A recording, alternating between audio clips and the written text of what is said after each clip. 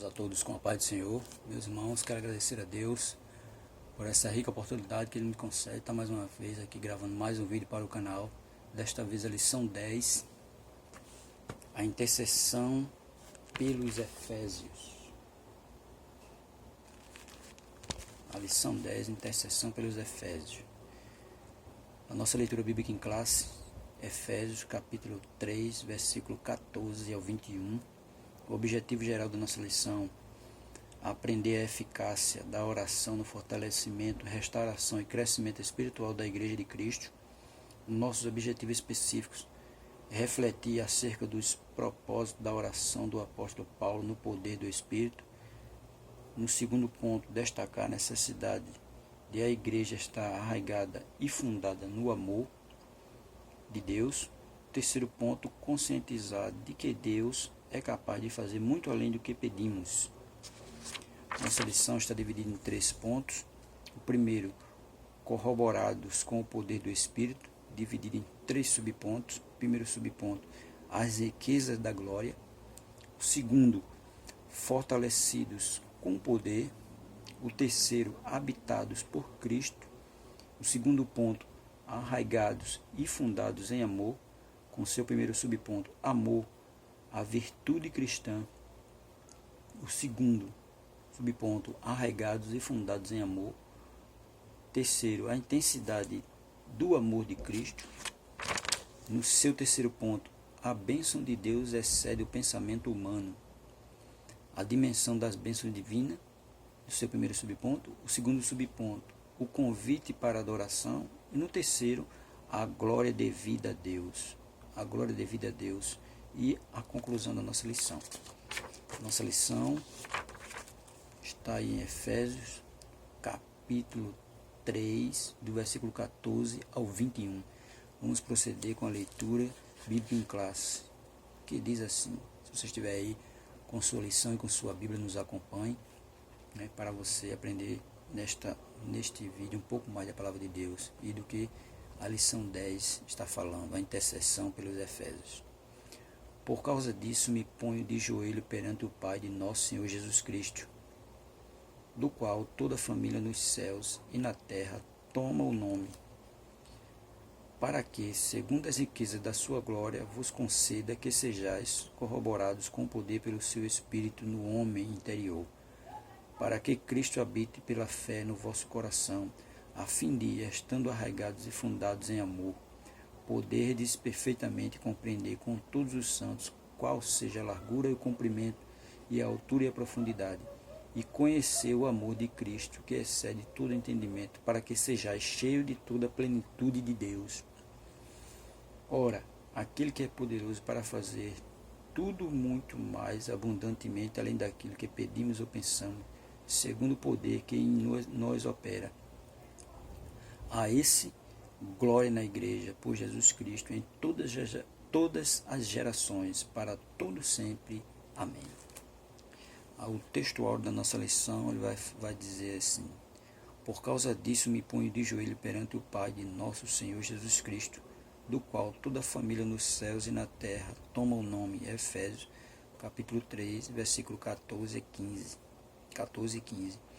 A nossa verdade prática de devemos interceder pelos eleitos de Cristo, para que eles sejam fortalecidos de poder, vivam em comunhão e exercitem o amor de Deus. Amém? Vamos agora fazer uma breve oração para que Deus possa nos ajudar e que nós possamos transmitir aquilo que Ele quer para você que vai assistir este vídeo.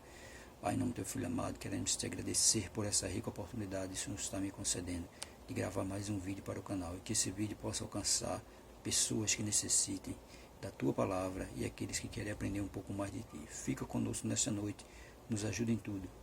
É que eu te peço, já te agradeço por tudo, em nome de Jesus. Amém. Porque agradecer a você que já está inscrito no canal, lembrando a você que não se inscreveu ainda, se inscreva, nos ajude para que o canal possa crescer, deixe a sua curtida, deixe o seu comentário, vai ser de muita valia para mim, para que eu possa melhorar cada vez mais o canal. Então, agradecer a todos que já são inscritos e que você possa aprender um pouco mais conosco nesta lição 10 da Escola Bíblica Dominical, a intercessão pelos Efésios. A introdução da nossa lição ela vai dizer assim. Vamos começar como interagindo com o professor, que diz assim: a lição que estudaremos nessa semana fala sobre o valor da oração intercessória. Nela veremos o quanto o apóstolo apresentava a Deus a igreja que ele amava. Observe que Paulo ele não orava só por ele orava pela igreja, porque ele amava a igreja, e por isso que ele intercedia por ela, porque ele não pedia só bênçãos para ele, mas ele pedia bênçãos para a igreja, e bênçãos espirituais, tanto de entendimento como de sabedoria. Continuando, ele nos mostra que a oração intercessória está baseada no amor que temos uns pelos outros. Quando isso é uma realidade, a tristeza do irmão nos toca, a dificuldade dele toma o nosso coração, e assim nos colocamos diante de Deus para apresentar suas causas, aquele que tudo pode, porque nós sabemos que nós não podemos nada. Quem pode tudo é Deus, quem pode tudo é Jesus, e nós devemos pedir a Ele, interceder a Ele por aqueles que necessitam de algo da parte de Deus. Por isso que Paulo fazia isso, né? Então, na confiança de que Ele pode fazer tudo além do que pedimos ou pensamos, esperamos a resposta das demandas de nossos queridos irmãos. Por quê? Quando nós intercedemos, nós sabemos que Deus ele vai além daquilo que a gente imagina ou pensa, né? E Ele é quem pode suprir a demanda dos nossos irmãos, não nós, mas Ele, só Ele que pode fazer isso. A introdução vai dizer assim: após revelar o ministério oculto e todas as suas dádivas, Efésios capítulo 3, versículo 1 a 13, o apóstolo passa a orar em favor da igreja de Cristo. Efésios 3, 16 ao 19, foi lido aí, que diz assim: para que, segundo a sua riqueza da sua glória, vos conceda que sejais corroborados com poder pelo seu Espírito no homem interior, para que Cristo habite pela fé no vosso coração, a fim de, estando arraigados e fundados em amor, poderdes perfeitamente compreender com todos os santos qual seja a largura, o comprimento e a altura e a profundidade, e conhecer o amor de Cristo, que excede todo entendimento, para que sejais cheios de toda a plenitude de Deus. Ora, aquele que é poderoso para fazer tudo muito mais abundantemente, além daquilo que pedimos ou pensamos, segundo o poder que em nós opera. A esse, glória na igreja, por Jesus Cristo, em todas as gerações, para todos sempre. Amém. Está vendo? Aí ele diz assim: na intercessão paulina aprendemos que Deus pode fazer tudo além do que pedimos ou pensamos, né? A gente sabe que Deus é soberano e sempre a vontade dele está acima de tudo. E ele faz aquilo, muitas vezes a gente pede uma coisa, ele faz outra, além daquilo que a gente pediu.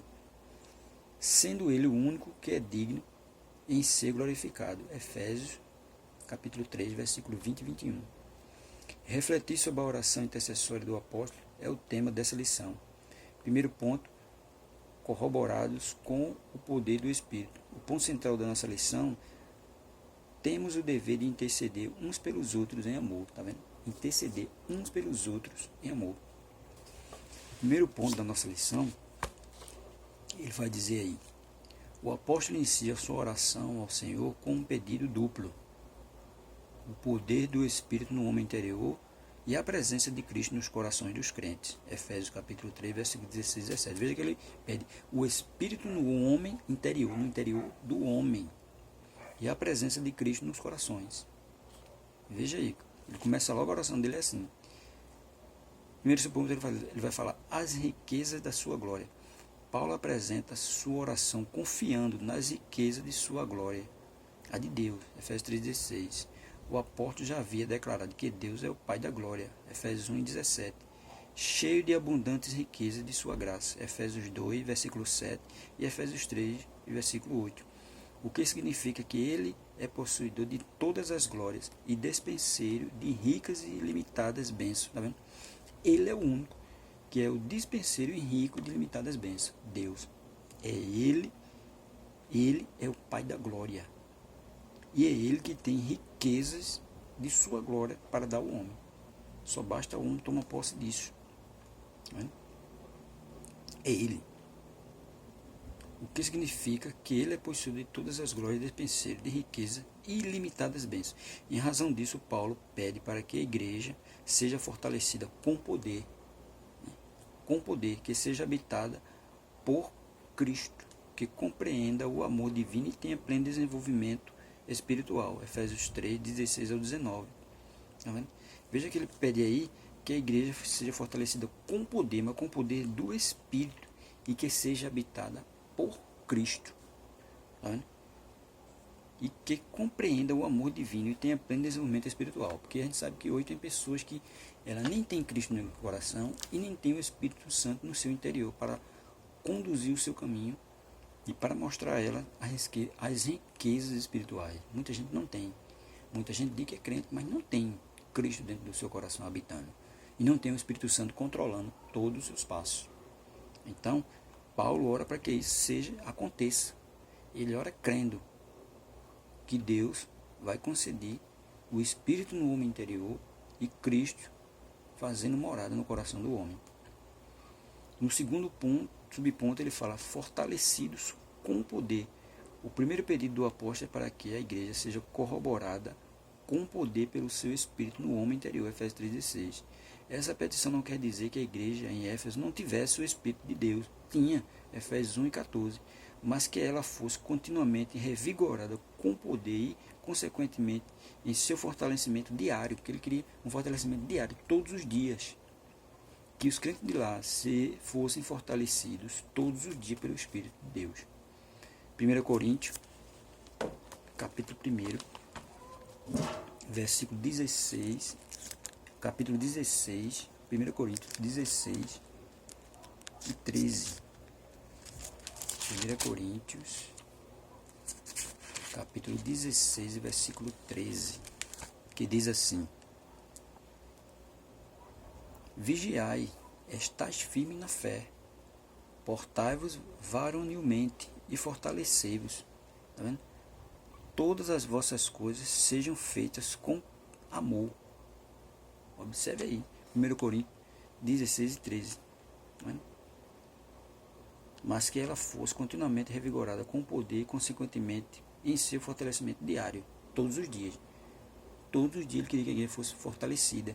Por isso que ele bota em 1 Coríntios: Vigiai, estais firmes na fé, portável varonilmente, e fortalecei-vos. Fortalecei-vos em quê? No poder de Cristo e no poder do Espírito Santo. Ainda enfatiza que a única força que habilita o crente a se manter firme advém do Espírito Santo. Evangelho de João,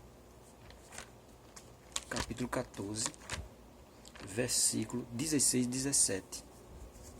Evangelho de João,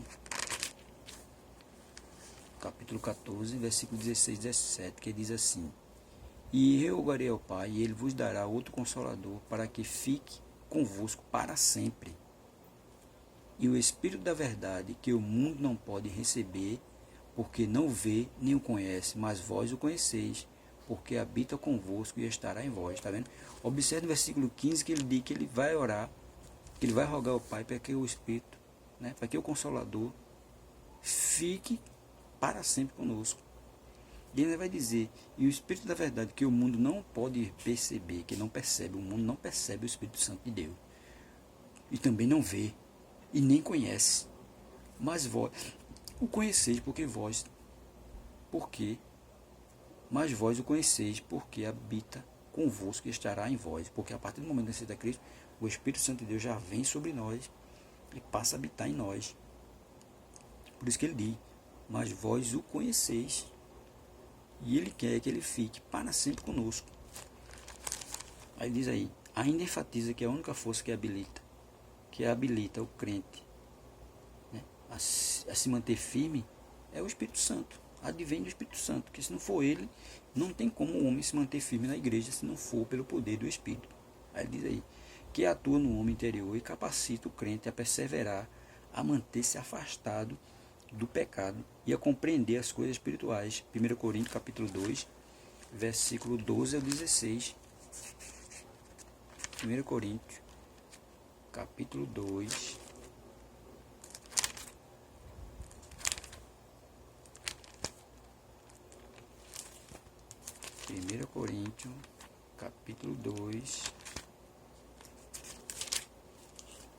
capítulo 2, versículo 12 ao 16, veja aí.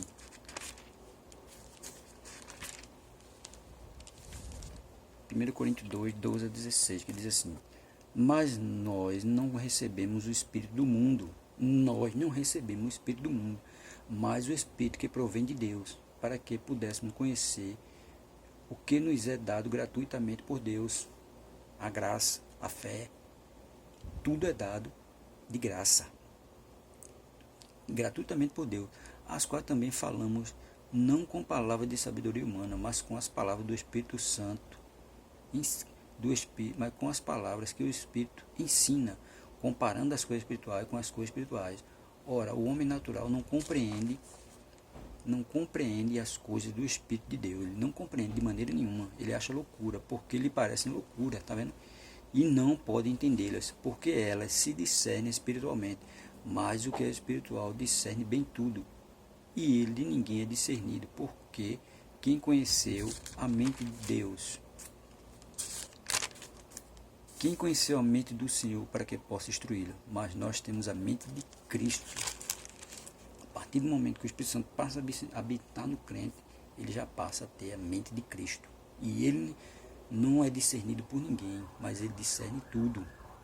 E ele discerne principalmente as coisas espirituais, mas o mundo não tem esse poder, porque esse poder só é dado àqueles que aceitam a Cristo, de entender as coisas espirituais. Mas o homem natural não entende. Ele diz aí no terceiro subponto, habitados por Cristo.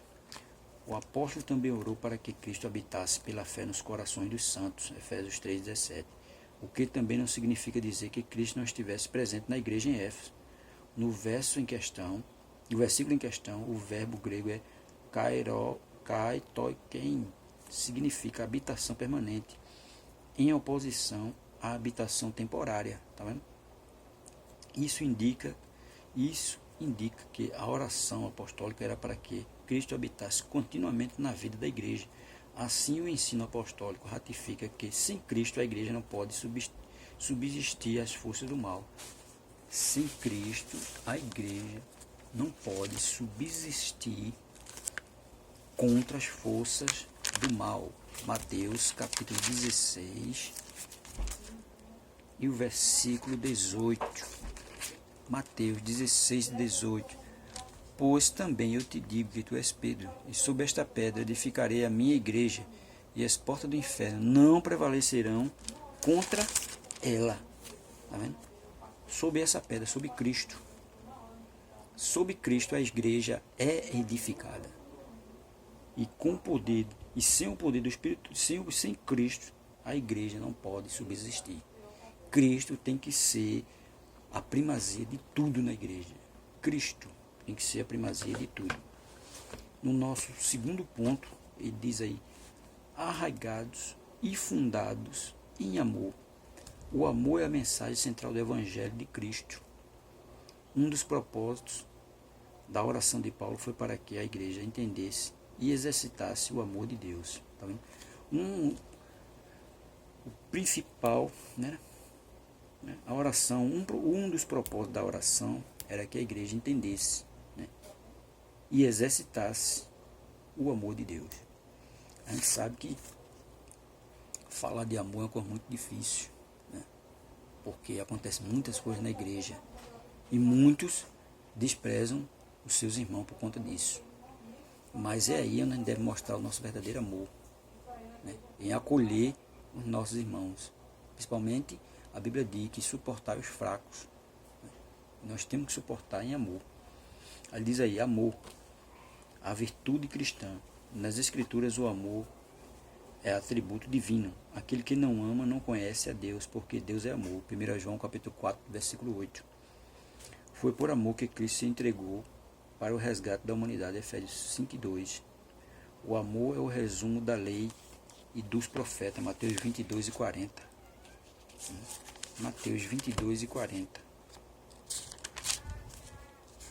Mateus 22:40. Mas Efésios 5:2 é isso. Sede, depois, imitadores de Deus, como o Filho amado, e andai em amor, como também Cristo vos amou e se entregou a si mesmo por nós em oferta e sacrifício a Deus em cheiro suave. Tá vendo? Cristo é amor. O amor é o resumo da lei dos profetas. Mateus 24:40. O sinal dos discípulos de Cristo, Evangelho de João, capítulo 13, e versículo 35. João 13, 35.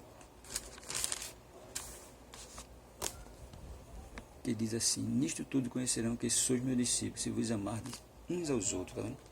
Se amar um ao outro. A gente sabe que não é fácil, sabe que é difícil, mas é uma ordenança de Cristo, que devemos amar uns aos outros.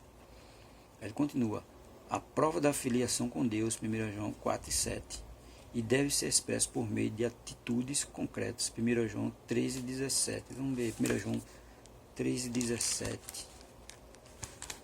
1 João 13 e 17.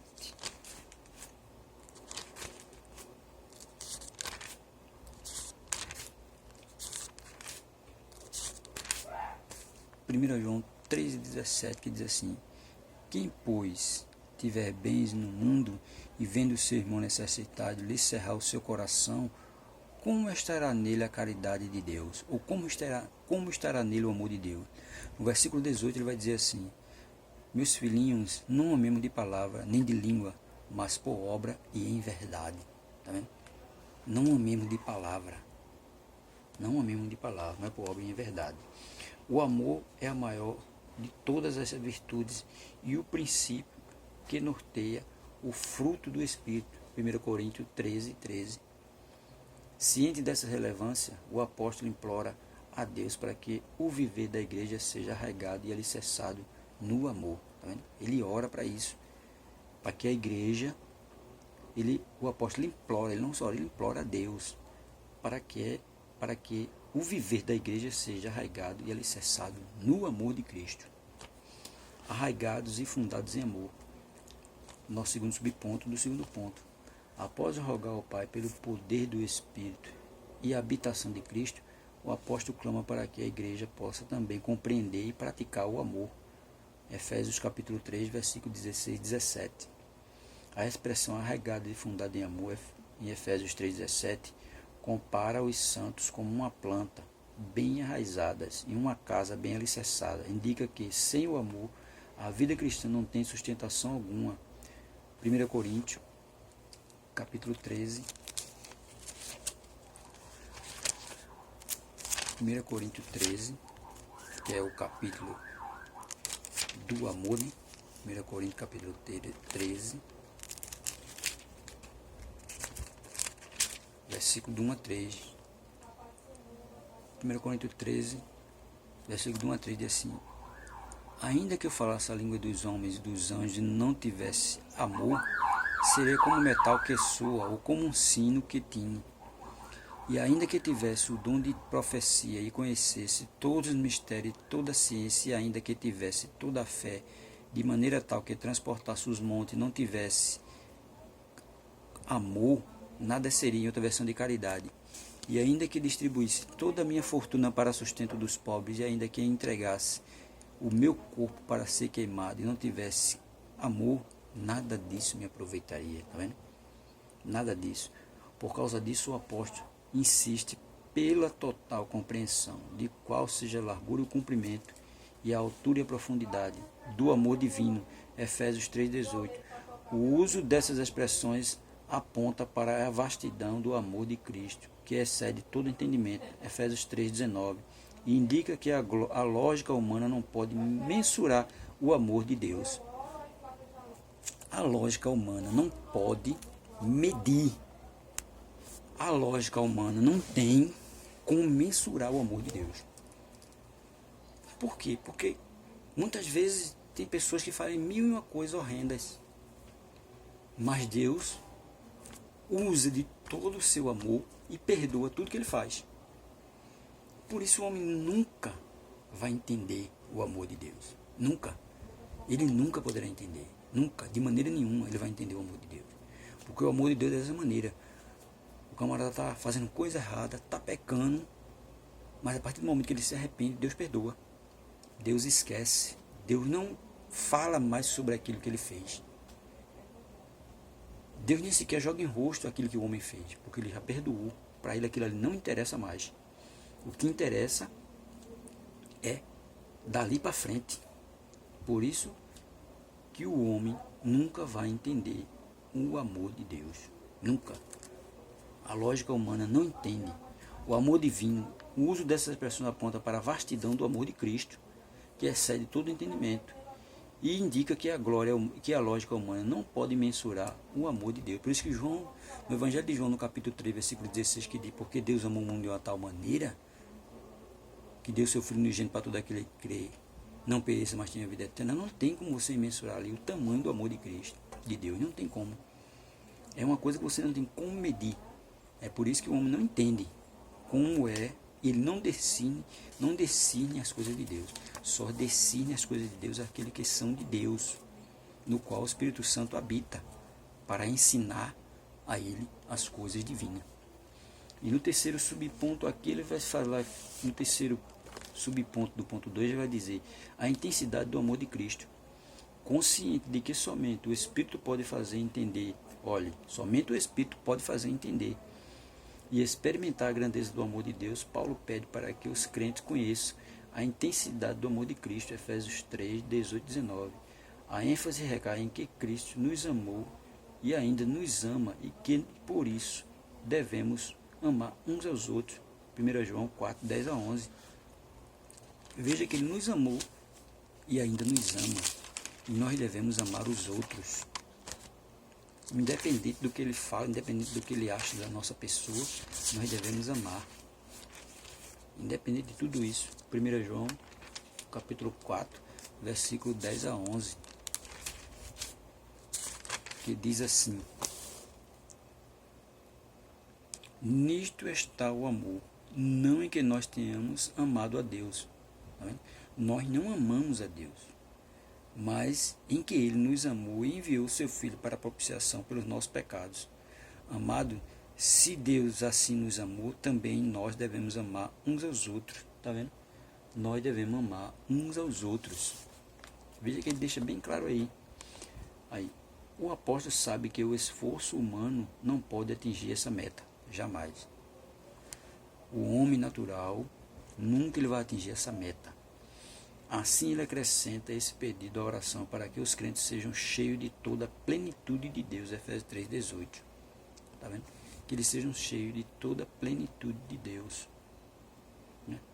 Por quê? Porque quando o homem está cheio de Deus, e que ele vai poder amar o seu próximo, que ele vai poder perdoar, que ele vai poder abraçar. Mas se ele não estiver cheio do amor de Deus no coração, nem tiver o Espírito Santo dominando ele, controlando os passos dele, ele jamais vai poder amar ou perdoar alguém.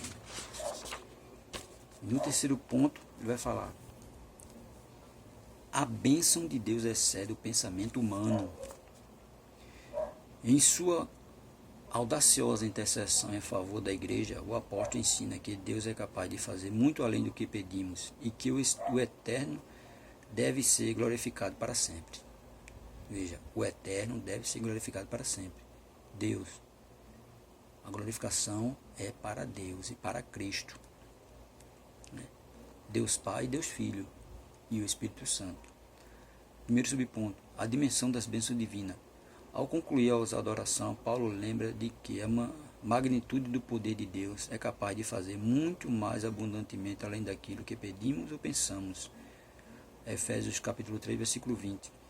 Isso indica que o que Deus pode fazer ultrapassa em muito nossos melhores anseios e desejos. Não tem como, né? A gente pensar uma coisa e Deus fazer do jeito que a gente quer. Muitas vezes Ele faz além daquilo que a gente quer. E muitas vezes Ele não faz. Tem que estar dentro do querer dele. Ele querendo, Ele faz. Ele sem querer, Ele não faz. Porque Ele é Deus. E nós somos humanos. E tudo tem que estar dentro da vontade dele. Quer dizer que a mente humana é incapaz de alcançar a dimensão das bênçãos divinas. Nesse sentido, Paulo declara que as coisas que sequer subiram ao coração do homem são as que Deus preparou para os que o amam. As coisas que vêm ao coração do homem são as coisas que Deus preparou para aqueles que o amam. 1 Coríntios, capítulo 2, versículo 9. Essa instrução mostra que os pensamentos do Senhor são muito mais altos do que os nossos pensamentos. Isaías 55, 9. Os pensamentos de Deus, irmão, vai além. A gente está pensando uma coisa agora, mas Deus já está vendo uma coisa lá na frente, já está pensando uma coisa muito ampla da nossa. Então, os pensamentos dele é muito maior do que o nosso. Não tem como mensurar o tamanho do pensamento de Deus. Continuando, ele desse modo o poder divino que age na vida do crente e suas bênçãos disponíveis são impossíveis de dimensionar. Não tem como se dimensionar aquilo que Deus já preparou para você. A grandeza do poder do nosso Deus é capaz de responder para além das mais corajosas orações. Ele responde às mais corajosas orações, tá vendo?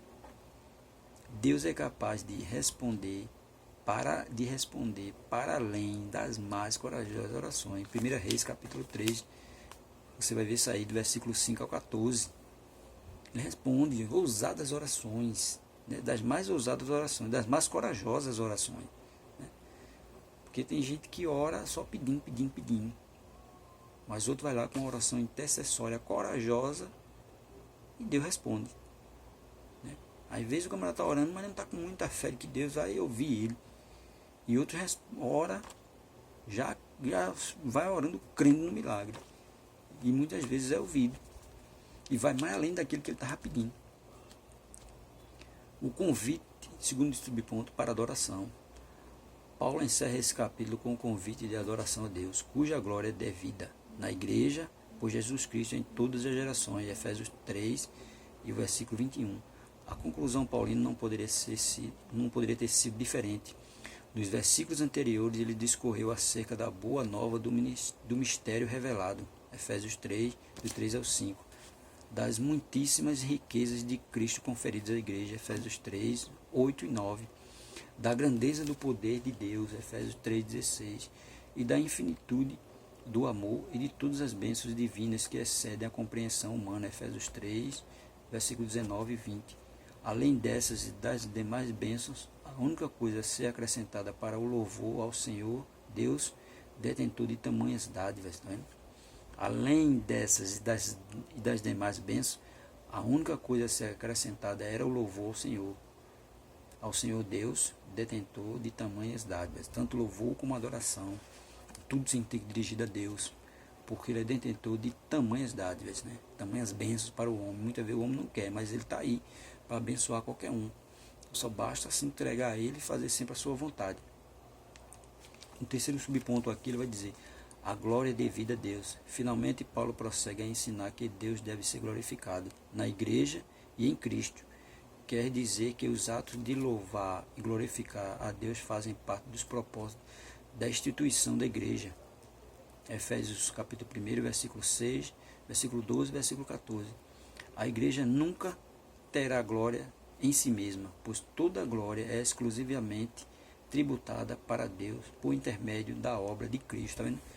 Tudo é para Deus por intermédio da obra de Cristo. Salmo 115. Salmo 115.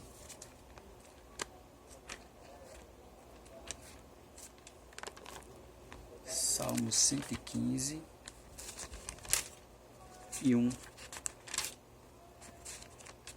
Salmo 115 e 1, que diz assim: não a nós, Senhor, não a nós, mas ao teu nome dá glória, por amor da tua benignidade e da tua verdade. Tá vendo? Não a nós, mas ao Senhor. Toda a glória tem que ser para Ele. Toda a glória sempre ser para Ele, por conta do amor, por amor da tua benignidade e da tua verdade. Tá vendo? Tudo é para Ele. Você vê também 1 João, você vai ver o Evangelho de João, capítulo 3, versículo 31 e 32 também. Em sua oração, o apóstolo anela que essa postura de adoração e exaltação a Cristo perdure por todas as gerações, e enfatiza seu pedido com a frase para todos sempre, Efésios 3, 21, o que significa que deve ser praticada por todos os crentes de todos os tempos, né? Tanto no nosso agora atual, né? Como nos que vão vir, que vão por vir mais na frente, que seja, né, para sempre, o que significa que deve ser praticada por todos os crentes. E na conclusão ele vai dizer aí: A ousada intercessão de Paulo anelava o fortalecimento da igreja. O apóstolo tinha ciência de que o perseverar do cristão dependia de 4 posições, 4 princípios basilares, né, os quais ele pediu a Deus em oração: o fortalecimento de poder, a presença plena de Cristo, o intenso exercício do amor de Deus e o contínuo crescimento espiritual, até encontrar a perfeição. Durante esse processo, o povo de Deus deve glorificá-lo em todo o tempo. Tá vendo? Veja que ele fez 4 pedidos, né? O fortalecimento de poder, a presença plena de Cristo, o intenso exercício do amor de Deus e o contínuo crescimento espiritual. Por quê? O amor para amar as pessoas, o poder, que a igreja tem que ter o poder, né?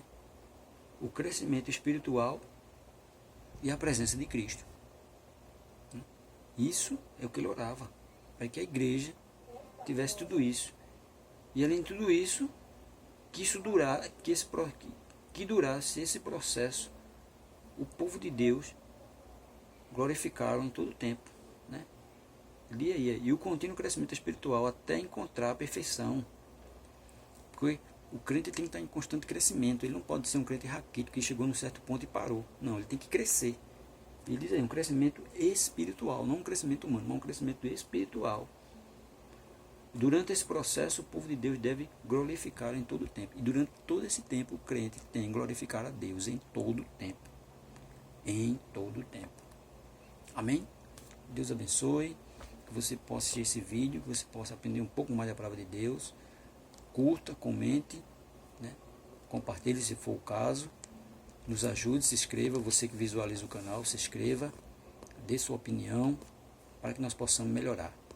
E isso em breve, se a Escola Bíblica Dominical voltar ao normal, nós estaremos juntos. Mas por enquanto nós vamos fazendo nossos vídeos e colocando no YouTube para que outras pessoas possam ser alcançadas também.